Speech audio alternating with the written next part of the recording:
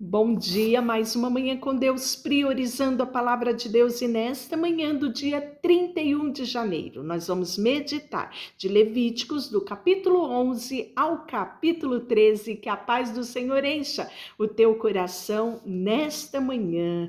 Hoje estamos finalizando o mês de janeiro e quanta coisa temos aprendido. Já lemos Gênesis, Êxodo, e já estamos no terceiro livro da Bíblia em apenas um mês. E eu tenho certeza que você tem sido edificado pela palavra de Deus. Aqui nós vamos falar sobre as leis, sobre os animais limpos e imundos, né? Aquilo que eles poderiam comer e aquilo que eles não poderiam comer. Diz assim: dize aos filhos de Israel: são estes os animais que comereis de todo quadrúpedes que há sobre a terra. E aí ele vai começar agora a exemplificar quais são esses animais.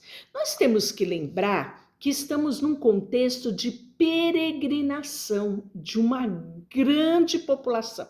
Um povo numeroso que estava peregrinando, sabe aonde? No deserto. E ali no deserto, a gente precisa lembrar que não tinha medicamento, não tinha nenhum tipo de medicina ali disponível, não havia um higiene, né? Um ambiente de higiene favorável no deserto, não havia nada adequado, né? Em relação de meios sanitários. Então, Deus, ele precisava, né, dar alguns alertas ao povo, e ele faz isso de uma forma proibitiva, né, trazendo inclusive punição àquele que descumprisse. Porque se houvesse uma infecção, né, uma virose, se houvesse ali no deserto um tipo de epidemia, liquidaria o povo por completo. Então, Deus proíbe algumas coisas a eles, né, de animais que poderiam trazer doenças e infecções a este povo. Então, sempre que você lê a palavra, é importante você lembrar o contexto que ela foi escrita. E aí nós vamos falar: todo o que tem unha fendida e o casco dividido em dois e rumina entre os animais que comereis. E aí você vai falar: meu Deus, que tipo de animal é esse? Por exemplo, a carne bovina. A carne bovina, a carne de frango.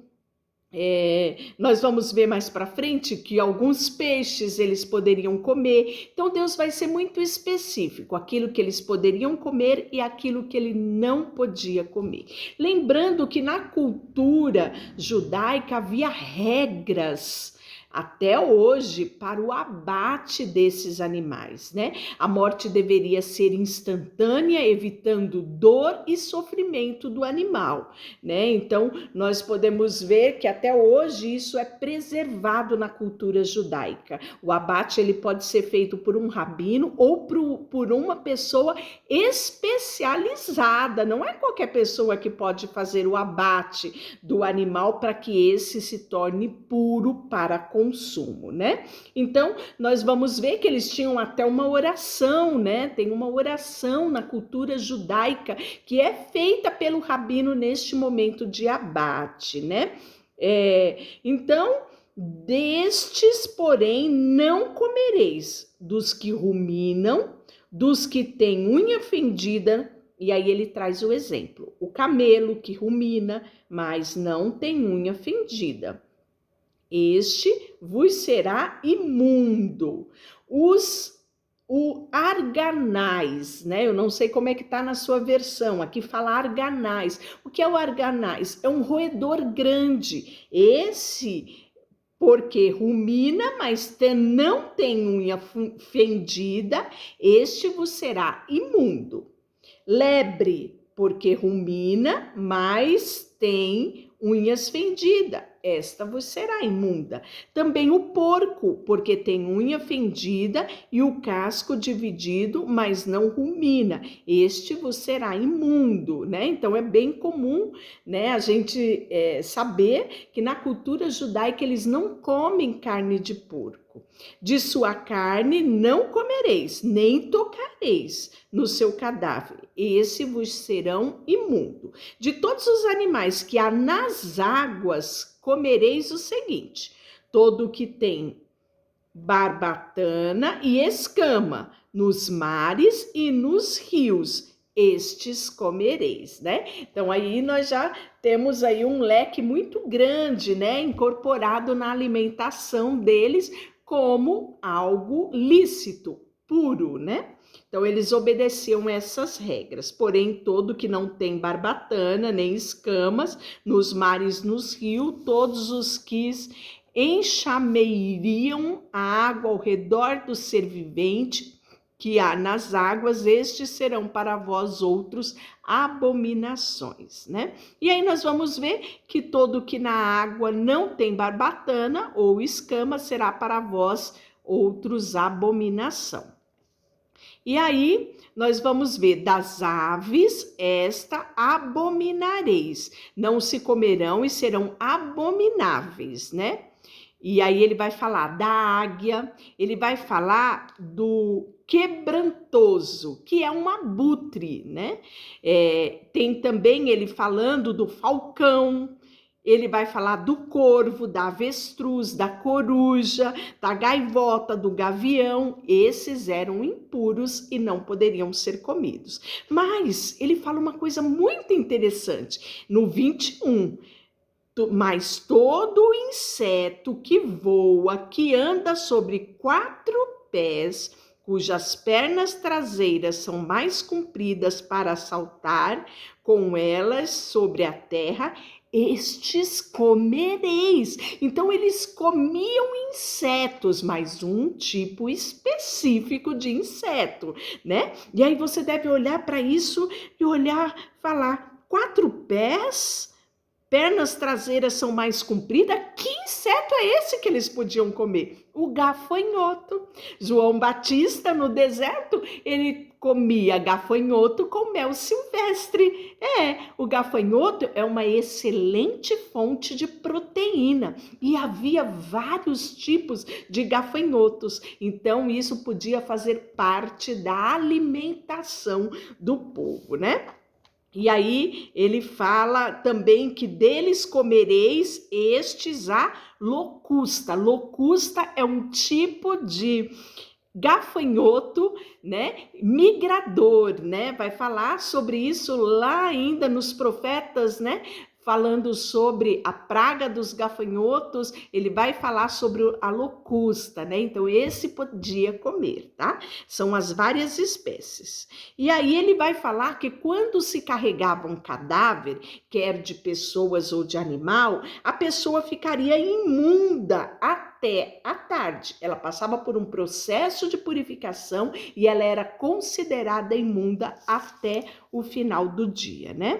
E aí ele vai falar que também será imundo entre os enxames de criaturas que povoam a terra e a domina: o rato, o largato, o crocodilo, a lagartixa, né? Camaleão, e aí aqui entra formiga, aqui entra barata, aqui entra vários, né, insetos aí, né? Esses seriam imundos e impróprios. E aí ele vai falar que se caísse alguma coisa imunda ou morta dentro de um vaso de barro, aquele vaso não servia mais e ele tinha que ser quebrado, né? Ele se tornava imundo, né? Mas ele fala que se algum desses cair sobre uma semente, a semente não ficaria imunda. Por quê? Porque a semente ela vai ser enterrada e ela vai germinar, né? Então não havia